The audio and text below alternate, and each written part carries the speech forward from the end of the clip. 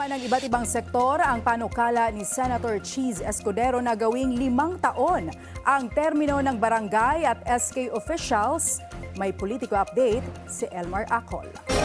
Matagal-tagal, kung every 5 years, bago tumugma muli sa eleksyon ng Umani-umano ng suporta mula sa iba't ibang sektor ang panukalang batas ni Senador Cheese Escudero na gawing 5 taon ang termino ng mga opisyal ng barangay at sangguniang kabataan o SK. Layunin ang panukala na magkaroon ng tuloy-tuloy na pamamahala. Gayon din nawakasan na ang paulit-ulit na pagpapaliban ng halalan sa barangay at SK. Una rito sa pagdinig ng Senate Subcommittee on Local Government na pinangunahan ni Escudero, nagpahayag ng suporta ang mga kinatawan ng Liga ng mga Barangay, NAMFREL, PPCRV at National Youth Commission. Samantala sinabi naman ni Councilor Jose Maria Rodriguez na kumatawan sa Liga ng mga Barangay na pabor sila sa panukalang gawing 5 taon ang termino ng mga halal na barangay at SK officials kasabay ng pagtatakda ng malinaw na election schedule. The next election would be fixed by law rather than indefinitely deferred. The interval would correspond to the 5-year term.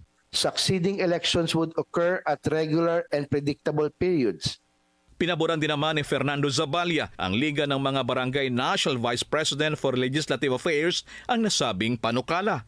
Kikita po namin na Mr. Chair, very ideal na po yung 5 years. Very ideal na po sa isang punong barangay. So that is the position of the LNB. That's the position of the Liga ng mga Barangay, Mr. Chair. Hiniling din naman ni SK National President CJ Dalipi sa COMELEC na alisin ang suspensyon sa SK Special Elections sa mga barangay na nawalan ng sapat na bilang ng mga opisyal upang magkaroon ng quorum at may pagpatuloy ang operasyon ng konseho.